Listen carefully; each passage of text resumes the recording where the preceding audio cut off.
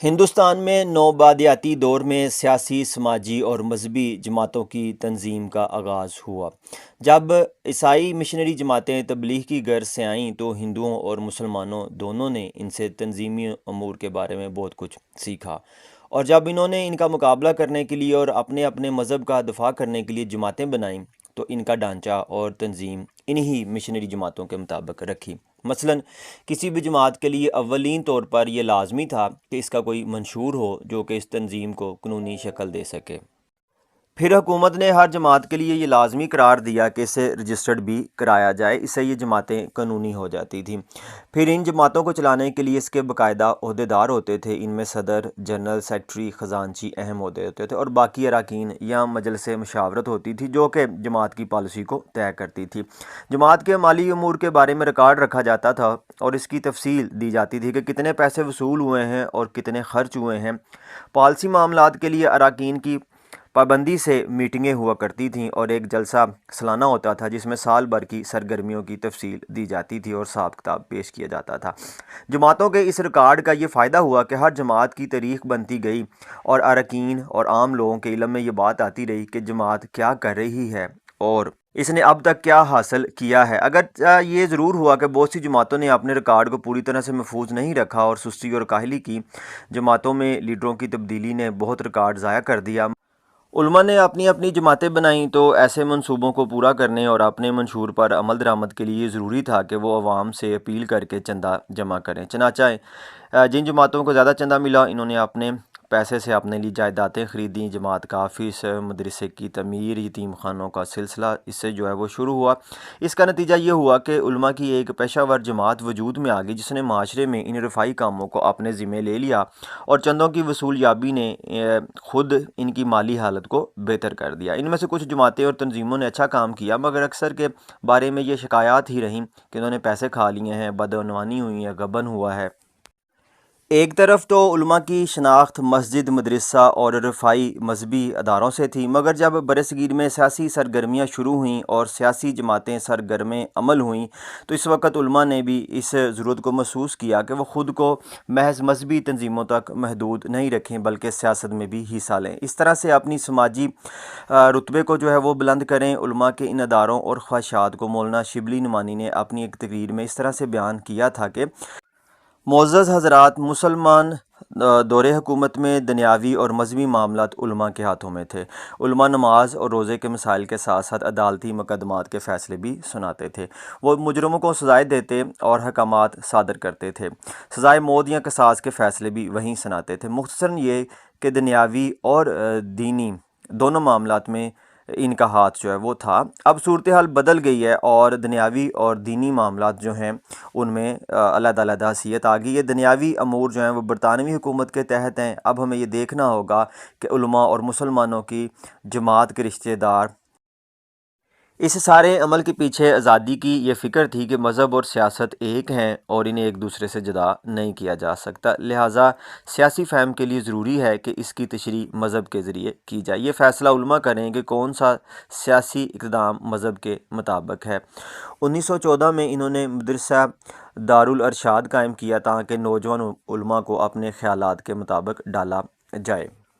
اس کا نتیجہ یہ نکلا کہ بہت جلد وہ مذہب سیاسی تحریکوں میں شامل ہو گیا۔ کانگریس اور مسلم لیگ دونوں میں علماء کرام نے شمولیت اختیار کی جس کے ذریعے مسلمان عوام کی حمایت ان دونوں جماعتوں کو وہ میسر آئی۔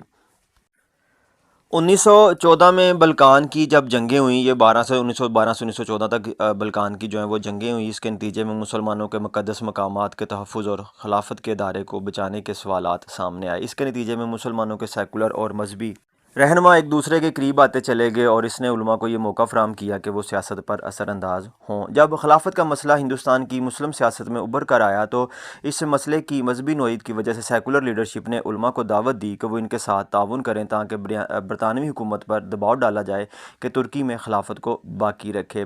1918 میں مسلم لیگ کے اجلاس میں ڈاکٹر انصاری نے اب ہمیں یہ دیکھنا ہوگا کہ اب علماء اور مسلمانوں کا کیا رشتہ اور کیا روابط ہوگا، یعنی کہ کون سے معاملات ہیں جو حکومت اپنے ہاتھ میں لے گی اور کون سے معاملات ہیں جو علماء اپنے ہاتھ میں جو ہے وہ لیں گے۔ لہٰذا علماء سیاست میں عملی طور پر حصہ لینا چاہتے تھے کہ برطانوی دور حکومت سے پہلے ان کے جو اختیارات تھے انہیں دوبارہ حاصل ہو جائیں اور اپنی سرگرمیوں کو صرف مذہبی معاملہ تک وہ محدود نہ رکھیں، بلکہ اس سے اور آگے بڑھ کر دنیاوی امور میں بھی ان لوگوں کی رہنمائی جو ہے وہ کریں۔ اس مقصد کے لیے ضروری تھا کہ ان کا ایک سیاسی ڈھانچہ ہو۔ اس نتیجے میں جو مذہبی جماعتیں ہیں وہ آہستہ آہستہ جو ہے وہ سیاسی جماعتیں بننا شروع ہو گئیں۔ اس قسم کی ایک جماعت جو سب سے پہلے معرض وجود میں آئی، اس کا نام جو ہے وہ مجلس مرید الاسلام جو ہے وہ رکھا گیا، جس کے قیام میں فرنگی محل کے علماء پیش تھے اور ان کا مقصد تھا شریعت کا قیام اور مسلمانوں کی ترقی۔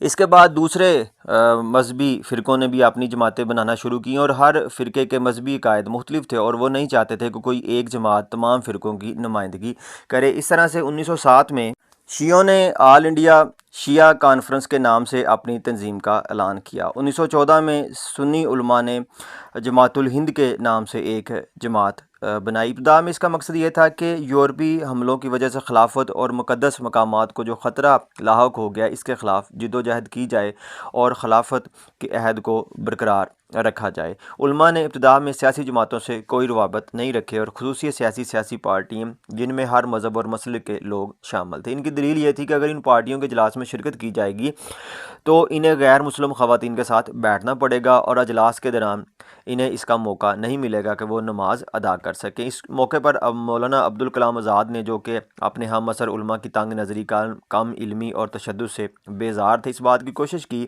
کہ انہیں نئے سیاسی ماحول میں ایسی تربیت دی جائے کہ اس کے بعد وہ اس قابل ہو سکیں کہ سیاست میں حصہ لیں اور بدلتے ہوئے حالات اور نئے پیدا ہونے والے مسائل کو سمجھ سکیں۔ آزاد اس وجہ سے علماء کو سیاست میں لانا چاہتے تھے کیونکہ ان کا خیال تھا کہ ہندوستان میں مسلمان صرف مذہب کے نام پر ہی متحد ہو سکتے ہیں اور انہیں مذہب کے ذریعے ہی سیاسی طور پر سرگرم کیا جا سکتا ہے۔ چنانچہ اس نظریے کے تحت انہوں نے حزب اللہ کے نام سے ایک جماعت بنائی۔ علماء کو اس کے ذریعے تربیت دی گئی کہ وہ باعمل ہوں۔ ڈاکٹر انصاری نے ہندوستان کے علماء کو دعوت دی کہ وہ اس اجلاس میں شرکت کریں اور خلافت کے مسئلے پر ایک متحدہ پالیسی کو اختیار کریں۔ اس دعوت نے علماء میں ایک نیا جوش اور ولولہ پیدا کیا۔ مولانا کفایت اللہ، مولانا عبدالباری، مولانا احمد سعید، مولانا اعزاز سبحانی نے اس میں شرکت کی۔ علماء کو اس بات کا پورا احساس تھا کہ یورپی تعلیم یافتہ طبقے کے ساتھ کام کرنے اور ان کے ساتھ تعاون کے بعد معاشرے میں ان کا سماجی سیاسی رتبہ بڑھ جائے گا اور مسلمان جماعت کی رہنمائی کے مواقع اور زیادہ ملیں گے۔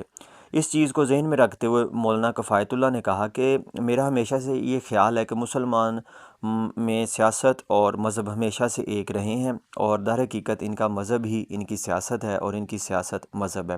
بدلتے ہوئے حالات نے انہوں نے اپنے مذہب کو علماء کے حوالے کر دیا اور سیاست کو مسلم لیگ کے حوالے کر دیا۔ جب علماء کو ضرورت پڑی انہوں نے آواز دی تو وہ سیاست میں آگے، اور جب سیاسی رہنماؤں کو ضرورت پڑی تو مذہب والے علماء نے ان کا جو ہے وہ ساتھ دیا۔ اسی طرح سے ایک دوسرے عالم محی الدین صاحب نے کہا کہ جب تک علماء مذہب اور مسلمانوں کو سیاست کو دو مختلف چیزیں سمجھ رہے تھے، لیکن دیکھا جائے تو اسلام میں یہ دونوں چیزیں ایک ہیں، مسلمانوں کی سیاست ہی ان کا مذہب ہے۔ پھر اس کے بعد جب گاندھی نے طریق خلافت کی حمایت کی تو یہ ایک عوامی جد و جہد بن گئی اور اس سے بھی علماء نے فائدہ اٹھایا، اور جو بطور مذہبی رہنما کے سب سے آگے تھے۔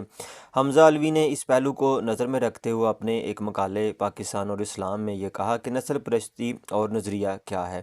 اس طرح سے مسلمان تنہا طبقے کو مسلمان عوام سے کاٹ دیا گیا اور اس کی جگہ مذہبی رہنما یعنی علماء کو مسلمانوں کو سربراہ بنا دیا گیا۔ اس کا نتیجہ یہ ہوا کہ مسلمانوں کے مذہبی جذبات کو ایک ایسے مسئلے کے لیے ابھارا گیا جس کی کوئی اہمیت نہیں رہی تھی اور جو اپنی موت آپ مرنے والا تھا۔ حمزہ علوی لکھتے ہیں کہ اس نے مسلم لیگ کو کمزور کر دیا اور علماء کو سیاست میں لا کر انہیں علیحدہ سے اپنی پارٹی بنانے کا موقع دے دیا، جو انہوں نے 1919 میں جمعیت علماء ہند کے نام سے قائم کر لی۔ ان تمام وارداتوں کا جو ہے اثر وہ یہ ہوا کہ اب عام بندے نے سیاسی معاملات کو سیاسی نظر کی بجائے مذہب کی نظر سے جو ہے وہ دیکھنا شروع کر دیا۔ مثلا جب خلافت کا مسئلہ اٹھا تو یہ مسلمانوں کے لیے خالص مذہبی مسئلہ تھا، مگر یہی مسئلہ ہندوؤں کے لیے سیاسی بن گیا۔ اس کا نتیجہ یہ ہوا کہ مسلمانوں میں مذہبیت بڑھتی گئی اور ہندوؤں میں سیاسی شعور جو ہے وہ گہرا ہوتا گیا۔ اس طرح سے مسلمان سیاسی طور پر پسماندہ ہوتے چلے گئے اور ان میں بدلتے ہوئے سیاسی حالات کو سمجھنے کی سوجھ بوجھ جو ہے وہ کمزور ہوتی گئی۔ اس طرح سے طریقہ خلافت نے علماء کو سیاسی میدان میں لا کھڑا کیا تو انہوں نے مذہبی جذبات کو ابھارنا شروع کر دیا۔ خصوصیت سے انہوں نے جہاد کے فتوے کو جو ہے وہ استعمال کیا۔ مثلا انہوں نے ایک فتویٰ دیا جس کو متحدہ فتویٰ جو ہے وہ کہا جاتا ہے، جو کہ علماء کی جانب سے جاری کیا گیا، اور اس میں یہ کہا گیا جی کہ کیونکہ انگریز خلافت کو ختم کرنا چاہتا ہے اور مقامات مقدسہ پر قبضہ کرنا چاہتا ہے، اس لیے ان کا بائیکاٹ کرنا چاہیے اور ان کی کوششوں کو روکنا چاہیے۔ اس کے ساتھ ہی علماء نے اس بات کی بھی کوشش کی کہ اب برصغیر پاک و ہند میں مسلمانوں کو شریعت کے ماتحت کر دیا جائے۔ اس مقصد کے لیے انہوں نے شرعی عدالتیں قائم کرنا شروع کر دیں، زکوٰۃ کی وصولی کا بھی انتظام کرنا شروع کر دیا۔ سندھ میں کچھ علماء نے اس قسم کا ایک فتویٰ شائع کیا جس میں مسلمانوں پر زور دیا گیا کہ اگر ان کو حکومت کی جانب سے خطاب ملے ہوں تو ان کو واپس کر دیں اور حکومت سے کسی قسم کا تعاون نہ کریں، کیونکہ عیسائی مسلمانوں کے مقدس مقامات پر سوروں کو مارتے ہیں، جوتے سمیت چلے جاتے ہیں، سگریٹ پیتے ہیں، شراب کا استعمال کرتے ہیں۔ علماء نے مساجد کو اپنے پروپیگنڈے کا ذریعہ بنایا اور وہاں سے عیسائیوں کے اور حکومتی وعظوں کا سلسلہ شروع کیا اور مسلمانوں سے کہا کہ وہ ان سے جہاد کے لیے تیار ہو جائیں۔ ان حالات میں مسلمان پوری طرح سے علماء کی گرفت میں آ گئے اور اس کا تجزیہ کرتے ہوئے پی آر نندا نے اپنی کتاب Gandhi pan Islamism, imperialism and nationalism میں لکھا ہے کہ تشدد پرستی اپنی بلندیوں پر پہنچ گئی اور ہر طرف قسم قسم کی افواہیں پھیلنے لگیں کہ برطانوی ہندوستان پر قرآن شریف کی تعلیم پر پابندی لگنے والی ہے، یا مکہ مدینہ پر انگریزوں نے قبضہ کر لیا ہے اور کعبہ کو تباہ کر دیں گے، اور جمعے کی بجائے اب اتوار کو مذہبی عبادات کا دن مقرر کیا جائے گا۔ لہٰذا ان حالات میں مسلمانوں کے لیے دو راستے تھے، یا تو وہ جہاد کریں یا ہندوستان سے ہجرت کر جائیں۔ مولانا عبدالکلام آزاد نے اس موقع پر ایک فتویٰ جاری کیا جس میں ہجرت کا مشورہ دیا گیا کہ تمام دلائل شرعیہ اور حالات حاضرہ پر نظر ڈالنے کے بعد میں اپنی پوری بصیرت سے یہ اعلان کرتا ہوں جی کہ مسلمانوں کے لیے بغیر ہجرت کے کوئی شرعی چارہ نہیں ہے۔